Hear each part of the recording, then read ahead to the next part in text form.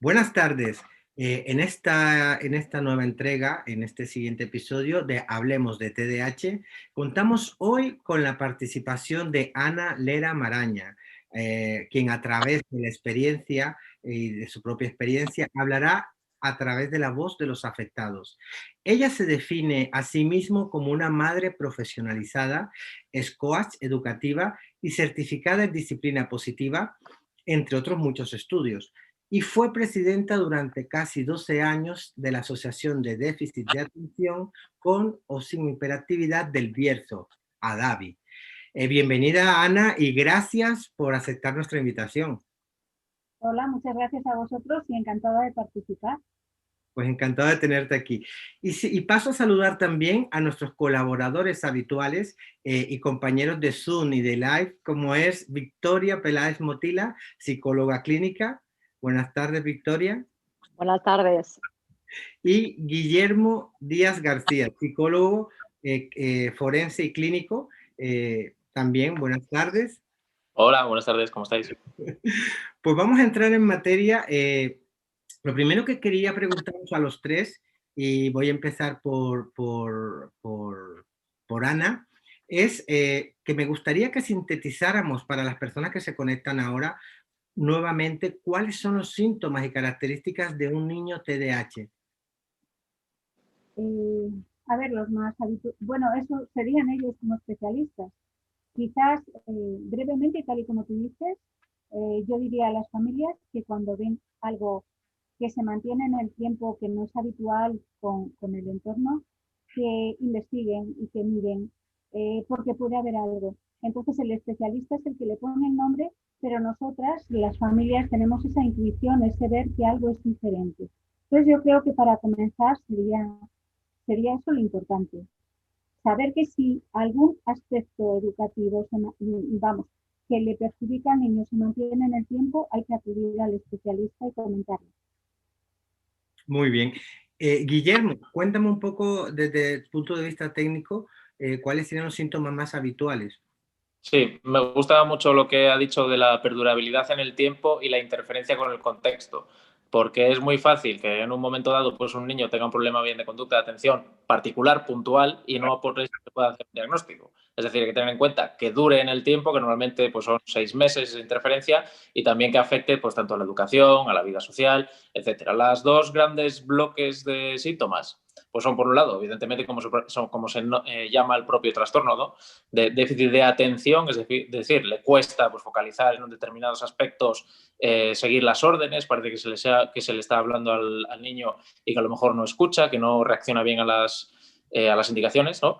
Y por otro lado, la impulsividad, es decir, que eso se vería más en el comportamiento, en a lo mejor moverse cuando no corresponde en el contexto social, que se ponga de pie cuando no toca, al revés, que se siente, que esté constantemente un poco moviéndose, o diríamos un poco utilizando una expresión de andar por casa, como si siempre estuviese movido por un motor, es decir, de un punto, de un lado para otro, un lado para otro, constantemente. Serían esos dos aspectos, que podríamos pormenorizarlos, pero bueno, es muy fácil hacer la búsqueda y ver en concreto en el manual diagnóstico y estadístico esos dos aspectos, del déficit de atención y de la hiperactividad, con esa duración, como decimos, el tiempo de al menos 6 meses. Es cuando ya sí tenemos una sospecha más real del posible trastorno.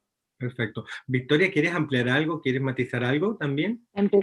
No, yo en principio veo que queda un poco resumido esto. En el otro programa ya hablamos más profundamente de ello y sí me parece importante, según el DSM-5, que bueno, es el manual por el que nos guiamos los psicólogos, eso, lo que ha dicho Guillermo, una perdurabilidad de 6 meses al menos de esa sintomatología.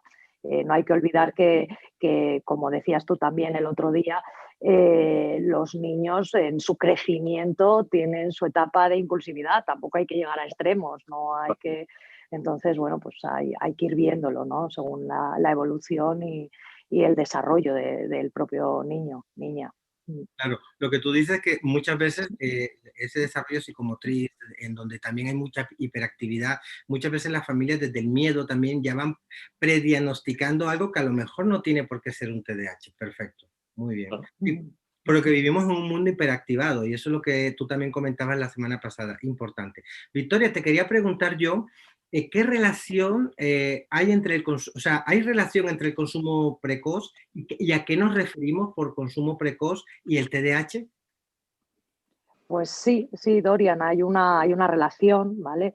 Si la persona sobre todo no ha recibido tratamiento a edades muy tempranas, pues tiende a experimentar con sustancias. Y entonces, de esta forma, pues esos síntomas que ellos tienen de impulsividad, de baja atención, de hiperactividad, bueno, pues ellos van buscando la forma de relajarse, de automedicarse, funcionan un poco como automedicación. Entonces, digamos que son niños que no tienen por qué, pero tienen más papeletas de que empiecen con consumos precoces de sustancias buscando esa relajación, buscando esa automedicación, el sentirse mejor. ¿Vale? Sí que creo que tampoco hay que olvidar la herencia genética. El otro día lo comentábamos, hay una relación entre, que no es causal, pero entre lo que es la herencia genética del TDAH, en torno a un 70%, decíamos, y además en el trastorno por abuso de sustancias también hay un factor genético en torno a un 40, un 60%. Entonces, claro, cuando se juntan esas dos cosas y no ha habido un trabajo anterior y no se ha actuado antes, pues es muy probable que el niño empiece a edades muy tempranas bueno, pues con adicciones o con abuso o sin abuso. Puede ser adicción a móvil, a tecnologías, entonces yo para eso sí que insisto mucho en la terapia sistémica, en las familias, en trabajar a nivel sistémico, en trabajar que la ayuda tiene que ser y que el cambio que tiene que haber ya no solamente se lo tienes que pedir al niño, sino que tiene que ser toda la familia la que cambie toda la estructura. No sé, Ana, si seguro que tiene más experiencia en eso. Yo intento trabajar de forma sistémica siempre en los casos de TDAH. No sé si queda un poco respondido. Me gusta mucho lo que comentas. Lo que pasa es que a las familias cuando le hablas de esto dicen, ¿y esto qué es? Hasta que no entras en el tratamiento y te dicen esto es sistémico, pues no lo entiendes. Pero realmente es que cada uno de las familias puede ver en qué posición está y lo que está haciendo desde esa posición, con lo cual puede cambiar esa forma de trabajar.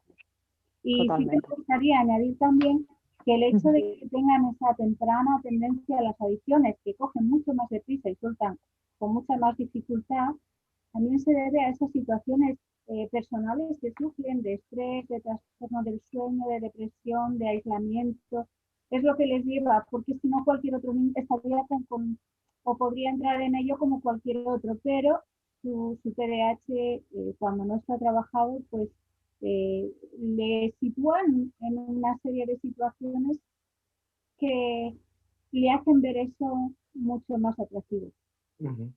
O sea, que está permanentemente en riesgo. Muy bien. O sea, empieza a desarrollar también, estar dentro de desarrollar factores de riesgo que les pueden llevar a esto. Perfecto. Yo quería preguntarle a Guillermo, ¿cuál es la edad promedio para diagnosticar el TDAH en un niño o una niña? Bien, en este caso hay que tener en cuenta una cosa, que es el riesgo de decir, se pone una determinada edad como punto de corte, y entonces si tiene los síntomas pero no ha llegado a la edad, no se puede decir. Entonces hay que esperar para que tenga el diagnóstico, ¿no? Normalmente se pone o se dice como punto que los síntomas pueden aparecer antes de los 12 años. ¿Qué quiere decir? Que a partir de los 12 sería ya cuando propiamente el diagnóstico es más definitivo, porque lo que hay que esperar, evidentemente, lo que comentaba antes Victoria, es el desarrollo psicosocial del niño, psicomadurativo, su ajuste al entorno, etcétera. Entonces, digamos que el criterio temporal sería por ahí, pero algunos de los síntomas de los que hablábamos antes, pues esa déficit de atención o de la impulsividad, pueden estar apareciendo ya antes. Pero como decimos, es muy importante la duración, que tiene que ver más con la edad, o sea, es más importante esa duración de los síntomas que la edad que pueda tener el menor, y que se dé en dos aspectos claves y fundamentales a la hora de hacer la determinación del diagnóstico. Y respecto a la edad, pues sería, pues, como digo, siguiendo el manual a los 12 años, pero algunos síntomas pueden estar antes. Muy bien, muy bien. Y esta pregunta se la quería hacer a Victoria y a Ana. ¿El TDAH se manifiesta de la misma manera en todos o en todas? Victoria. No, no, Dorian, no, no. Bueno, ya hemos hablado de que hay varios subtipos de TDAH. Está el de impulsivo, el de falta de atención, el hiperactivo. Pero también cuando hacemos los profesionales la evaluación diagnóstica con los Ujú. test, que bueno, los test son una herramienta más. Yo tampoco es que siga los pies al pie de la letra, pero bueno, es la medición de la fiebre, vamos a decirlo así, lo hemos dicho el otro día. Te dan un poco los percentiles, entonces hay grados, evidentemente. Sí que es importante la detención temprana y la intervención temprana, ¿vale? Y se van a rebajar esos síntomas muchísimo. O sea, entonces, yo sí que, ya te digo, no creo que se manifieste ni mucho menos de la misma forma. Depende del entorno, depende de la familia, depende de un montón de factores externos también, internos del niño también, la motivación. No sé, Ana, a través de su experiencia seguro Nos puede que aportar puede, algo más. sí.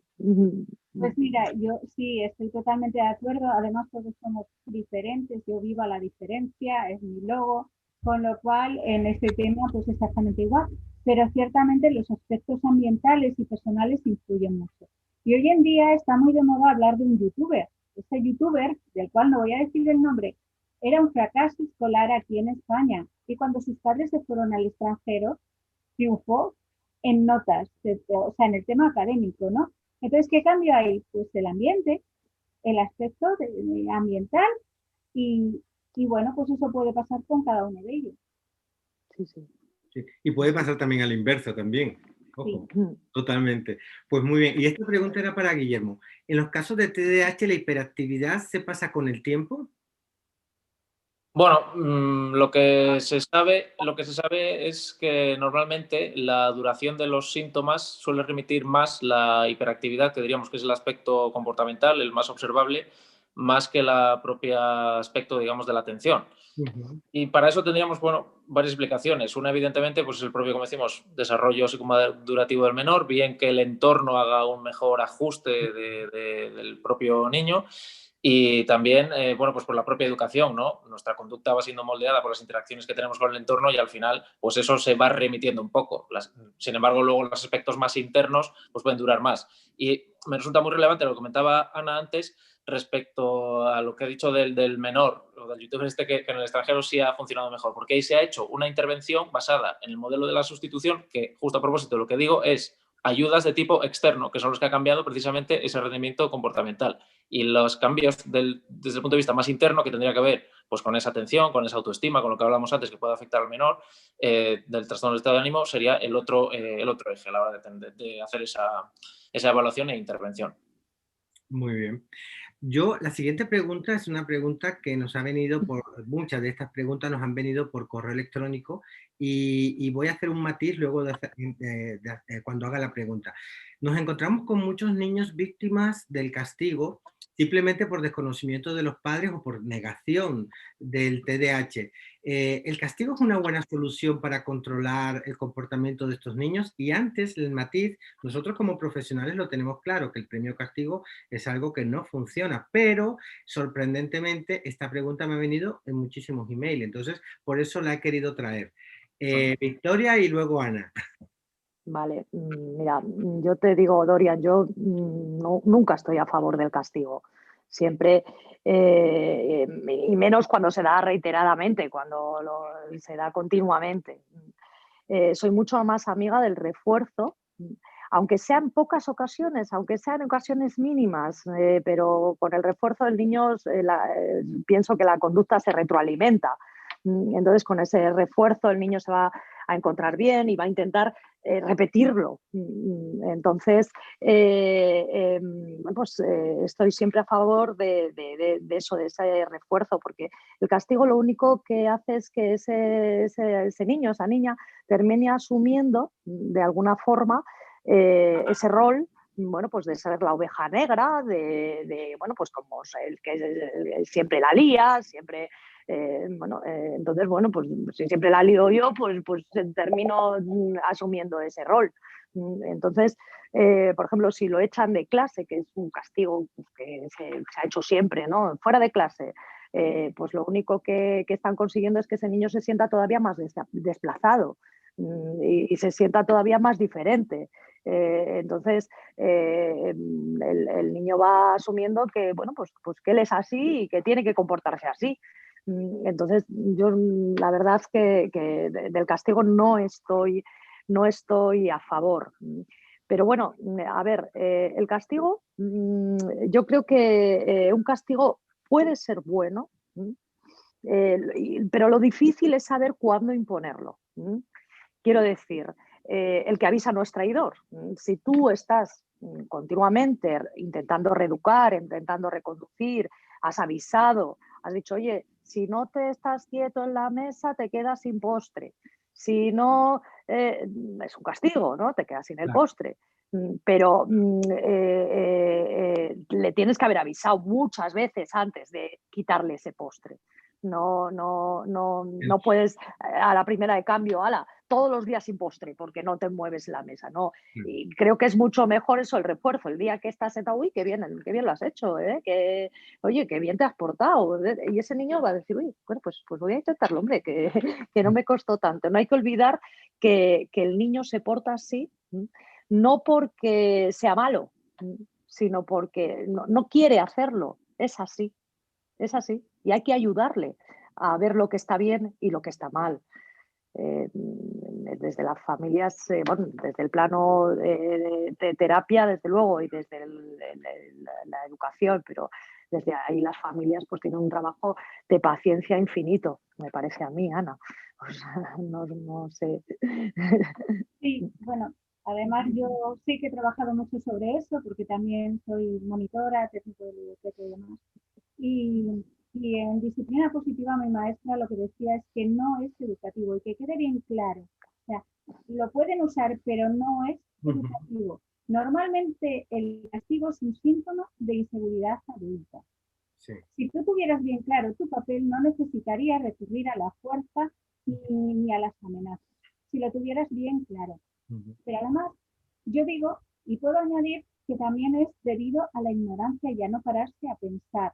Porque hay muchos adultos que castigan por hábito, que lo hacen porque no saben otra cosa ni buscan otra herramienta y cada vez lo aumentan y realmente es esa ignorancia, ese no pararse a pensar, ¿para qué estoy haciendo esto?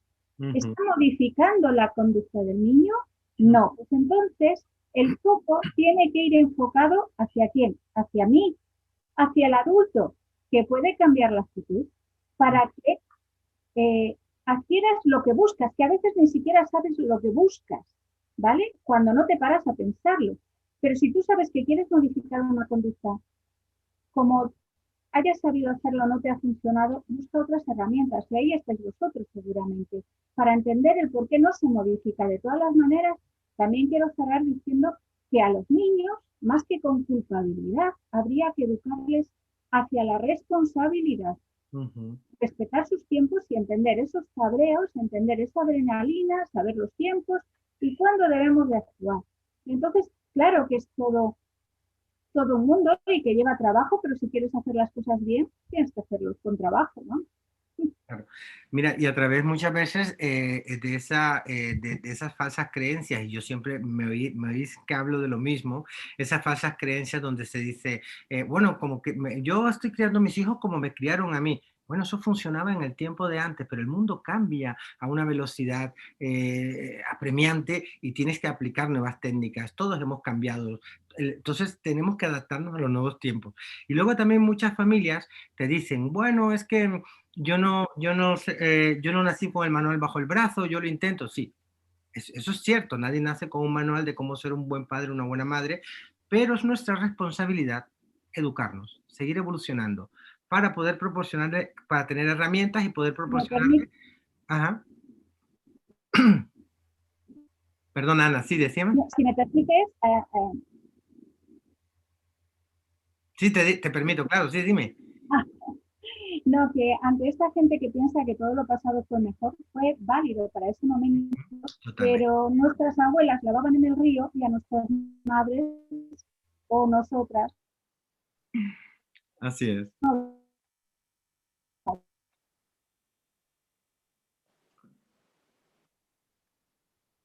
¿Se ha quedado paralizada? Vale, Entonces vamos a cambiar. vale. Vale, Ana, se me quedó congelado, pero seguimos. Importante lo que decías, y sobre todo lo que quería matizar era eso. También muchas veces somos responsables de cambiar, de buscar nuevas herramientas que proporcionarle a nuestros hijos, porque al final todo lo que fue pasado no siempre es bueno y al final podemos terminar invalidando e incapacitando emocionalmente a nuestros hijos e hijas, ¿vale? Yo una pregunta, la siguiente pregunta se la quería hacer a Guillermo. Guillermo, ¿cuáles son las limitaciones que puede padecer un niño con TDAH? Bueno, poniéndonos tremendistas, que a lo mejor luego hay algún espectador que ve esto y dice, ostras, detecto que mi hijo tiene algunos síntomas, voy a poner lo peor. No, vamos a hablar del peor supuesto.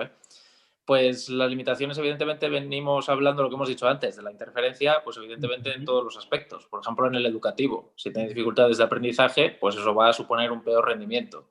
En el de tipo social, de lo que hablábamos antes, como bien ha dicho Victoria, que el niño se sienta señalado, que cuando se le aplica el castigo, cuando se le saca de clase, cuando no se le permite interactuar en situaciones más de normalidad, pues que asuma un rol de conducta desviada y al final lo único que se hace es cronificar el problema. Luego también hemos dicho pues una posibilidad, si no se trata adecuadamente, como factor de riesgo para conductas más arriesgadas o más perjudiciales, como son eso, abusar de sustancias, probar determinadas drogas, etcétera. En definitiva, una interferencia general en todos los aspectos del menor y una peor calidad de vida, claro, y estoy diciendo de nuevo como peor de los supuestos, que no quiero que nadie se alarme a la hora de escuchar este vídeo, que luego eso es lo fácil, caer en ese error. Vale, sí. Sí, sobre todo observar, consultar a profesionales y no asustarnos a la primera por cualquier cosa que veamos. Muy bien. Esto quería preguntarle a Victoria, esta pregunta es para Victoria. ¿Son todos los niños con TDAH rebeldes, oposicionistas y desafiantes? No, Dorian. No, rotundamente no. Depende mucho de si ha recibido tratamiento y de si ese niño o niña pues tiene las pautas para ese autocontrol que es necesario, ¿vale? Y esa supervisión. Yo creo que una persona hiperactiva también actúa un poco bajo con la sintomatología del TOD, del trastorno oposicionista desafiante. Y os voy a leer lo que dice el DSM-5 con la sintomatología del trastorno oposicionista desafiante. Os digo un poco los síntomas. Discute con adultos, se encoleriza, interrumpe con pataletas, desafía activamente a los adultos, molesta, picotea deliberadamente a las otras personas, acusa de sus errores a otros de sus errores o mal comportamiento, echa balones fuera, es susceptible y fácilmente molestado también por los otros. Entonces, se siente colérico, resentido, rencoroso, vengativo. A ver, si una persona continuamente ve que la sociedad está en contra, que sus padres lo riñen, en el colegio lo riñen, sus amigos no terminan de entenderle, ¿no pensáis de alguna forma que esto es un mecanismo un poco de defensa, que se está defendiendo del mundo que le está continuamente bombardeando? Entonces, yo creo que esa persona, ese niño, esa niña está pidiendo a gritos ayuda. Ayuda. No es que vamos a echar más, venga, ahora además trastorno oposicionista desafiante. Yo lo veo así, lo veo como un mecanismo de defensa y que el niño está gritando, pues eso, que le ayuden porque no sabe hacerlo de otra manera. Vuelvo a insistir. Perfecto. Ana o Guillermo, ¿queréis aportar algo? Yo sí me gustaría decirte que, claro, eso, bueno, todos somos diferentes, lo podrían hacer todos, ¿no?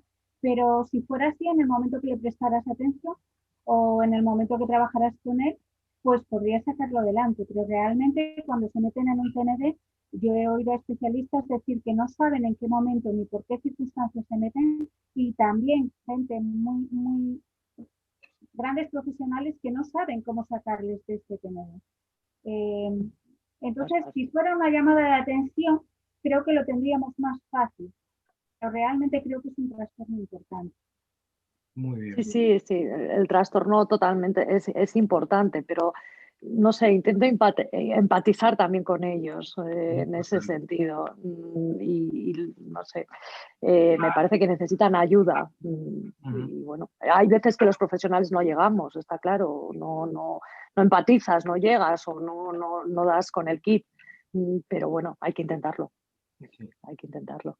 Y el tema de la empatía también es bueno extenderla también al medio educativo, a las familias, es importante. De todos modos, yo soy muy crítico a la hora de decir que en la sociedad falta mucha empatía. Sí, hablamos de que la empatía es ponerse en el zapato de los demás, pero, en los zapatos de los demás, pero no siempre, digamos que vemos día a día que no siempre se cumple. Y eso es súper importante para estos niños y estas niñas.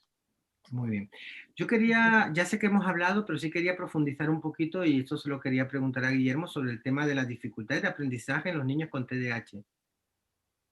Sí, bueno, como bien dices, ya lo hemos comentado así un poco por encima, entonces por no repetirme y a lo mejor por especificar un poco más, evidentemente, si un menor tiene el problema, digamos, en dos ejes. Por un lado, en la atención, es decir, en el control de la interferencia, en saber discriminar cuando se le está dando un mensaje de los aspectos o variables que son importantes o no importantes. Evidentemente, en el sistema, la educación, pues no distraerse del contenido del mensaje que se le esté dando. Y eso se va a manifestar en problemas tanto de focalizar la atención durante un tiempo, organizar las tareas, planificarlas, ejecutarlas y también ejecutar un comportamiento de, digamos, desde el punto A al punto B, es decir, de medio a fin. Si tiene esa dificultad, que sería el otro eje, en la, digamos, inhibición de una determinada respuesta, evidentemente eso va a tener como consecuencia que tiene un peor rendimiento educativo, porque en nuestro propio sistema, no es una crítica, sino más bien pues un comentario general, evidentemente nuestro sistema ahora mismo es estudiar, memorizar, repetir. Si tienes dificultades de mantener la atención durante tanto tiempo porque te resulta especialmente tedioso, molesto y además tienes esa predisposición a cambiar de lo que es la lupa, pues luego a la hora de valorar los resultados según ese rendimiento, pues va a ser menor y evidentemente eso supondrá un perjuicio en el rendimiento educativo. Muy bien. Esta pregunta que quería hacer va para los tres. Aquí el que quiere empezar a contestar con libertad. ¿Qué puede ocurrir con un adolescente TDAH? Y ya hablamos un poquillo también, pero sí quiero profundizar, que no haya sido tratado durante la infancia.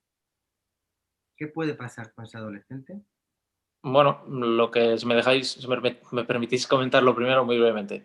Lo que hemos venido diciendo hasta ahora, y muy bien señalaba también Victoria, esa indefensión aprendida, ese etiquetado, ese rol de la conducta desviada y una cronificación del problema.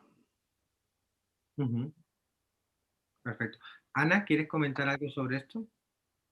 Bueno, pues con los adolescentes, además de una detección tardía, si hubiera una incomprensión del trastorno, lo que conlleva en muchos casos es el problema con las amistades, el problema con las parejas, También. además del problema con la familia, además del problema con él mismo, porque no se entiende y por muy bien que quiera hacer las cosas, no las hace. Y después hay algo que, con lo que decía Guillermo, hay algo añadido a todo esto, y es que si no le das la importancia a su trabajo personal, a veces piensan que es muy necesaria esta medicación, que en el fondo solamente es una ayuda hasta que él pueda andar libremente. O sea, tiene que entender que es una ayuda para trabajar conductualmente y para ser uno más en la sociedad, y que no es un bastón que va a necesitar toda la vida. Entonces, claro que tienen muchos problemas y tienen que saber entenderlos y hacérselos entender a su entorno para que le traten como debe de ser. Porque si no, bueno, pueden escuchando, seguramente saben lo que hay en su casa y en su entorno y son dificultades. Perfecto. Victoria, ¿quieres añadir algo? No, en principio lo que han dicho, pues vamos, me parece que resume un poco lo que queríamos todos transmitir, ¿no? Y la pregunta que nos has lanzado. Si es verdad que en la adolescencia, muchos de estos, yo me he encontrado con bastantes casos en que dejan de tomar la medicación pues porque empiezan con consumos de alcohol. La medicación hay veces, bueno, pues en los adultos, bueno, pues tienen problemas de erección, puede dar como efecto secundario esto, y entonces, bueno, pues eso añadido a que está en una etapa del desarrollo que tiene las hormonas revolucionadas, pues claro, puede traernos consecuencias. Entonces, de ahí la importancia de lo que decía antes Ana, de hacerles, de buscar su responsabilidad también en su tratamiento y la implicación, ¿no? del autoconocimiento, de haberlo trabajado, si puede ser a edades un poquito más tempranas, con eso, con la detención precoz y con la intervención temprana. Un poco eso. Esta pregunta va para ti y para Ana.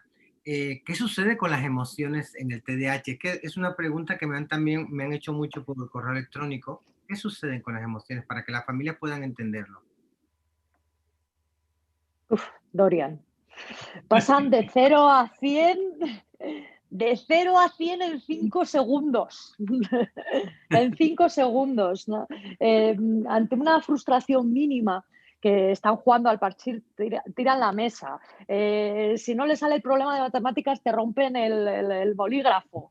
En 2 segundos lo viven todo tan intensamente, son tan intensos para todo, que eso bien focalizado es bueno, ¿vale? Pero siendo un poco más técnicos, podemos decir que esto parte de que estos niños tienen las funciones ejecutivas de alguna forma dañadas. Entonces, dentro de las funciones ejecutivas, pues está eso, el autocontrol emocional. Tenemos la memoria de trabajo, que no hemos hablado de ellas todavía, pero sí está la memoria de trabajo. Para ello, pues es bueno darles metodologías, reglas, trucos que podemos llamar. Trabajar las autoinstrucciones que decíamos el otro día, el habla interna que nosotros, otras personas, damos por supuesto, pero ellos la tienen de alguna forma deteriorada, el darse instrucciones a sí mismo.